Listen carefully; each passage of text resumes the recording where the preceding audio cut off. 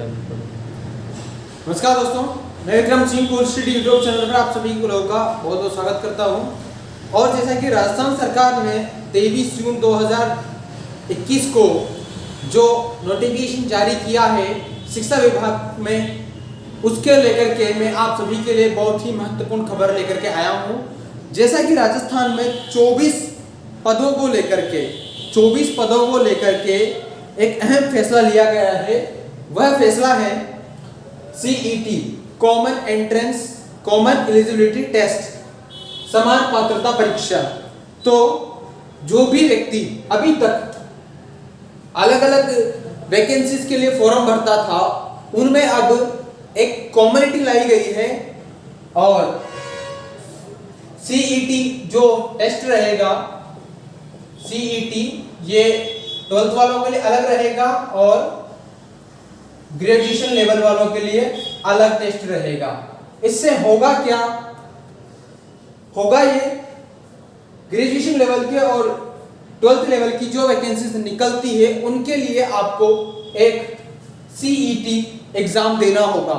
CET exam देने के पश्चात आप अगले 3 वर्ष तक किसी भी वैकेंसी में डायरेक्टली अप्लाई कर सकते हो। मात्र आपको चार्ज जो है वो एक बार देना होगा। यानी कि इससे फायदा ये हुआ कि आपको केवल एक बार फॉर्म अप्लाई करना है, एक बार CET की फीस देनी है। अगले 3 साल तक जो भी वैकेंसी निकलेगी 12th बेस पे, ग्रेजुएशन बेस पे, मतलब जिस लेवल का आप CET दोगे उस बेस पे अगर कोई भी वैकेंसी निकलती है तो आपको दोबारा से कोई भी अतिरिक्त फीस या एग्जाम शुल्क देने की आवश्यकता नहीं होगी। ये फायदा हुआ। इससे नुकसान क्या हुआ? नुकसान हुआ ये कि आपको जैसे पटवारी की तैयारी कर रहे हो, ग्राम सेवक की तैयारी कर रहे हो, तो इन वैकेंसीज में डायरेक्टली एग्जाम ना दे करके पहले आपको CET एंट्रेंस एग्जाम देना होगा। एंट्रेंस एग्जाम देने के पश्चात आपको कुछ अंक मिलेंगे। उन अंकों के आधार पर ही आप आने वाली वैकेंसी में फॉर्म अप्लाई कर सकते हो। तो जिस तरह से आपने CET एग्जाम में 100 नंबर का पेपर दिया, 100 नंबर में से आपके आ गए 56 नंबर आपके आ गए। अब मान लीजिए यहां पर कोई क्राइटेरिया नहीं होगा कि CET में परसेंटेज को प्रदर्शित किया जाएगा। यहां पे आपको नंबर मिलेंगे और नंबरों के आधार पर ही गवर्नमेंट वैकेंसीज में आप अप्लाई कर सकते हैं। तो जैसा कि आदेश अनुसार किन किन वैकेंसीज में ये लागू होगा, किन भर्तियों पर ये लगने वाला है, इसका क्या सिस्टम होगा, इस सभी को देखने के लिए आप अंत तक बने रहिए। और देखिए, मैं आपको बता देता हूं, ग्रेजुएशन लेवल पर इसमें 16 पदों को सम्मिलित किया गया है। 16 पद हैं। पटवार, होटल अधीक्षक ग्रेड द्वितीय, ग्राम विकास अधिकारी, ग्राम सेवक, डिप्टी जेलर, असिस्टेंट जेलर, ग्रामीण विकास विभाग में कंटेनर ट्रेनिंग कोऑर्डिनेटर सुपरविजन, बाल विकास विभाग में सुपरवाइजर, महिला अधिकारिता विभाग में supervisor, district industrial officer, manager industrial assistant, industrial inspector, tax inspector, राजस्व विभाग में TRA, जिलाधर, जूनियर अकाउंटेंट के पदों के लिए सामान्य पात्रता परीक्षा देना अनिवार्य होगा ग्रेजुएशन लेवल पर। अब 12वीं स्तर पर 8 पदों के लिए इसको लिया गया है। टोटली जो है इसमें 24 पदों को सम्मिलित किया गया है, जिनके लिए आपको CET एग्जाम फाइट करना होगा। 12वीं लेवल पर लेबोरेटरी इंचार्ज, फॉरेस्ट, होटल अधीक्षक, सचिवालय में क्लर्क एवं द्वितीय, RPSC में क्लर्क, जूनियर असिस्टेंट, पंचायती राज विभाग में LDC, एक्साइज में जमादार, असिस्टेंट, पंचायती राज विभाग में LDC, एक्साइज में जमादार वगैरह, इन सारे पदों पर 12th बेस पर होगा। अब बात आ जाती है कि CET एक व्यक्ति कितनी बार दे सकता है। तो इसके लिए कोई आयु सीमा नहीं है। कोई भी व्यक्ति कभी भी, प्रतिवर्ष एक बार CET का एग्जाम होगा, तो एक व्यक्ति कभी भी CET एग्जाम अनलिमिटेड बार दे सकता है। अभी के गाइडलाइन के अनुसार CET एग्जाम देने से फायदा आपको हुआ कि आपको अलग अलग कंपटीशन में अलग से उसका कोई फॉर्म चार्ज नहीं देना होगा। नुकसान ये हुआ कि आपको जहां पे पटवारी की वैकेंसी है तो पटवार वैकेंसी में डायरेक्टली एग्जाम ना दे करके पहले सीईटी फाइंड करना होगा, फिर उसके बाद में पटवार वैकेंसी के लिए आप अप्लाई कर सकते हो। तो सभी वैकेंसीज के पहले जो है अब से सीईटी एग्जाम करना होगा। इसके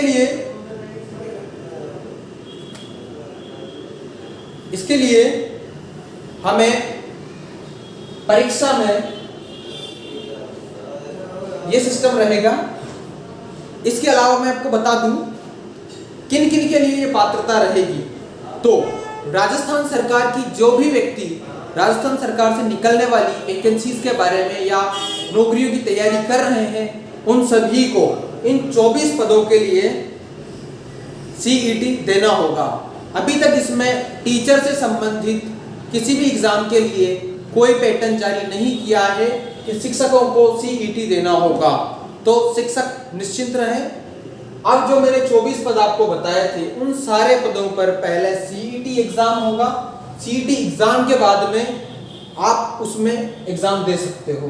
तो जैसा मैं आपको बता रहा था सीईटी एग्जाम मान लीजिए 100 नंबर का है, 100 में से आपके 56 नंबर आए। तो अब सरकार ने वैकेंसी निकाली ग्राम विकास अधिकारी की, ग्राम सेवक की वैकेंसी में मान लीजिए सभी बच्चों ने सीईटी दिया है। तो यहाँ पर पात्रता जो रखी जाएगी, तो मान लीजिए कि यहाँ पर पात्रता रख दी गई कि जो भी बच्चा इसमें आवेदन करेगा कम से कम उसके पास सीईटी में 45 नंबर तो होना ही आवश्यक है। तो सीईटी का जो सिलेक्शन है, सीईटी का जो एग्जाम है, उससे आपको डायरेक्टली भर्ती में कोई सहायता नहीं मिलने वाली। ये केवल एक एंट्रेंस एग्जाम है, पात्रता परीक्षा है कि आप उस पद के लिए पात्र हो या उस वैकेंसी को देने के लिए पात्र हो। ये कोई परमानेंटली सॉल्यूशन नहीं है, पर अब से इन सभी पदों के लिए सीईटी एग्जाम देना होगा। अब बात आती है कि पिछली जो वैकेंसीज निकल चुकी थी जिनका अभी तक पेपर नहीं हुआ, क्या उन्हें भी सीईटी देना होगा? तो नहीं, उनको अभी तक 23 जून 2021 तक जो वैकेंसी का नोटिफिकेशन जारी नहीं हुआ उन वैकेंसीज पर सीईटी लागू होगा। इस तारीख से पहले जिन वैकेंसीज निकल चुकी थी, जैसे पटवारी के रीओपन फॉर्म होंगे तो पटवारी में बिना सीईटी के आप जो फॉर्म भरे गए थे वो डायरेक्टली एग्जाम दोगे और डायरेक्टली सेलेक्ट आप इसमें होगे। सीईटी 23 जून के बाद जो भी वैकेंसी निकलेगी उन वैकेंसीज के लिए कंपलसरी रहेगा। तो ये महत्वपूर्ण जानकारी आज की, मैं आशा करता हूं आपके सभी के लिए ये बहुत ही उपयोगी रही होगी। और इसकी जानकारी जानने के बाद में किसी को सीईटी से लेकर के कोई कंफ्यूजन नहीं रहा होगा। आप अगर अपने विद्यार्थियों को या किसी को भी सीईटी से संबंधित कोई प्रॉब्लम है तो मुझे आप कमेंट कर सकते हैं। और इसी तरह की नॉलेज से भरी वीडियोस को पाने के लिए कूल स्टडी यूट्यूब चैनल को सब्सक्राइब करके बेल आइकन को प्रेस कर लीजिए, जिससे कि आपको आने वाली हर तरह की वीडियो चैनल पे आपको तुरंत मिल जाए। Thank you. मैं हूं विक्रम सिंह, आप सभी लोगों के लिए ये वीडियो।